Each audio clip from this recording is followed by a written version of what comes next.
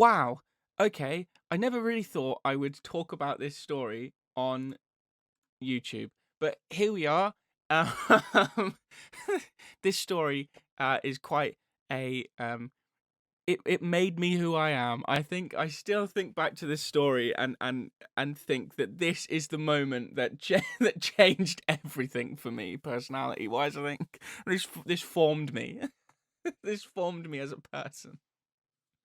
So this is the story um of I don't know how to title this actually. I mean, you'll see the title. I don't know how to title it currently without spoiling the end, but I'll have worked it out by the time it's uploaded. So this is a story that the title is.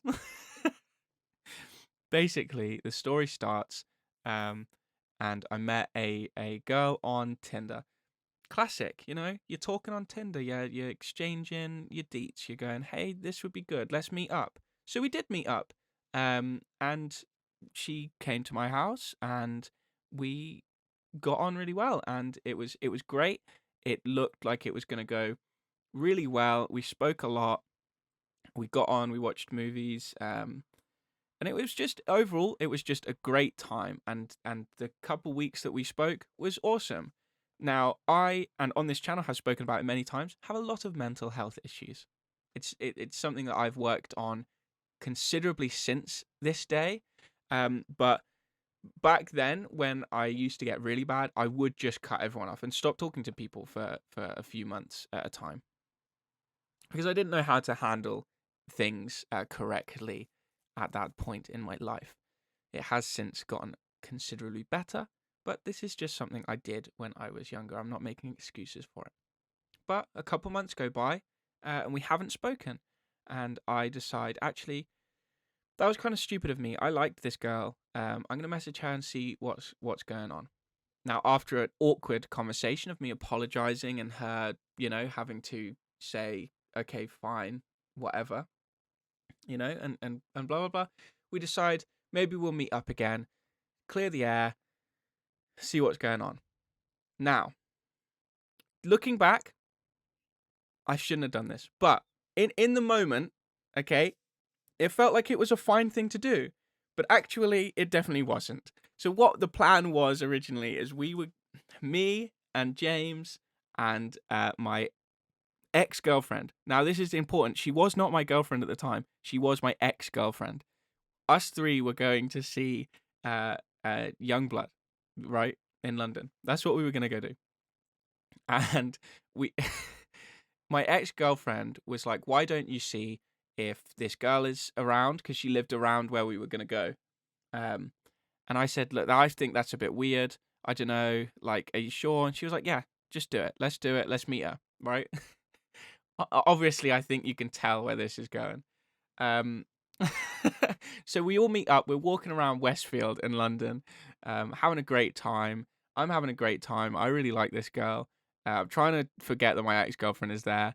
Um, and James and my ex-girlfriend are walking together. Okay. Now this is this is a story I still tell to this day, this part, because it's just it makes me laugh so much because it's so James is the sweetest person in the world. He just is. He'd never say something bad about anyone. He would not, factually. He would not say anything bad about someone unless it was a joke. He's a good for a rib, but he wouldn't say it seriously. Sometimes James says the wrong thing though, and upsets someone by mistake. And here, James looks at my ex-girlfriend, and James says, and I quote, "God, I've never seen him this happy before." In reference to me. and and so that went down really well. My ex-girlfriend started crying. Okay, and this is at the moment that my stupid brain, clocked and went, "Oh, this was a bad idea." From the get-go. This was a stupid idea. I don't know why. I thought that this would go any other way.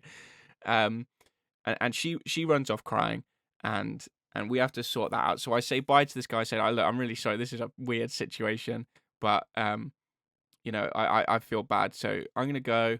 It was lovely seeing you," kind of thing. And it was fine. I felt bad because it was an awkward situation. I didn't want to put anyone else in that situation that I was kind of like I was very close with my ex-girlfriend at the time. Um, and it was an awkward situation. So I felt bad about that, but it was all fine. It was all good. Um, Fast forward a little bit to the CS:GO Counter-Strike Global Offensive major tournament in London, right?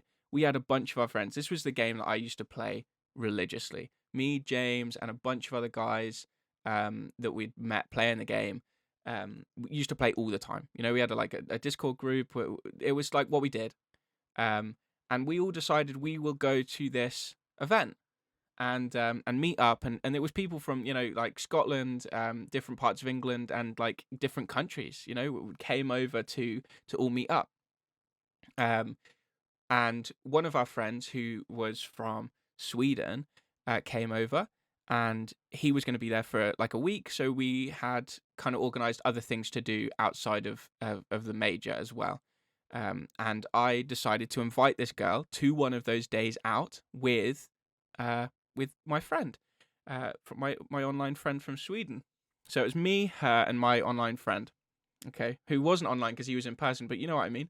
And we went all around London, and the day kind of finished, and we thought, well, we could go to the cinema. Why don't we go to the cinema? Okay, so we went to the cinema.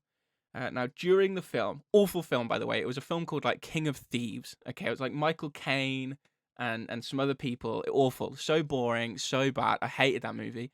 But it didn't help that halfway through the film, I noticed my phone had run out of battery. Now, I live close enough to London, you know, 45 minutes ish away from London. Okay, but back then, as I've said, my mental health awful. Okay, so I see my battery's gone, and I'm like full panic attack in the cinema. I'm like, oh my god.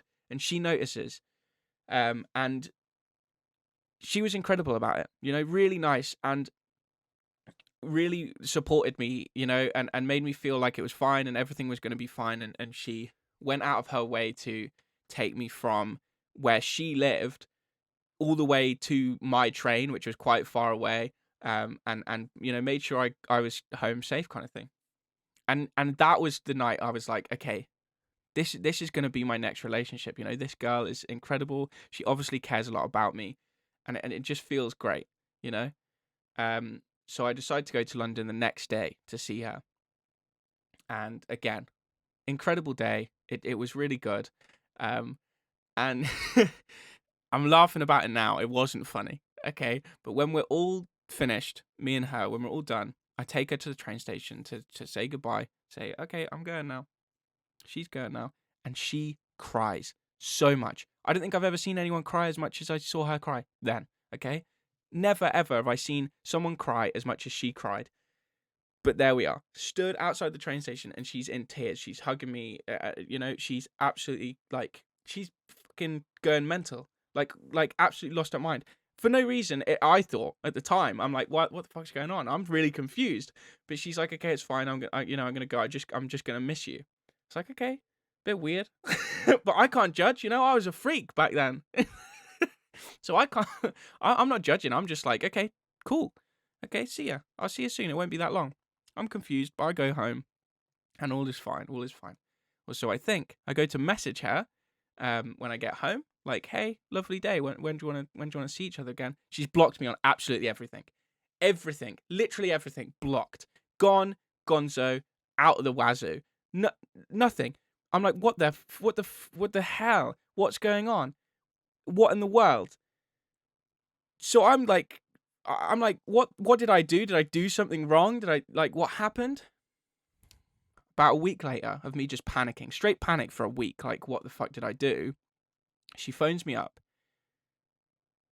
to tell me that the entire time she has had a boyfriend and not said anything about it. So yeah, that was good for me. That was quite formative. And I really enjoyed that experience. If you want more of these stories, let me know. Thank you for listening.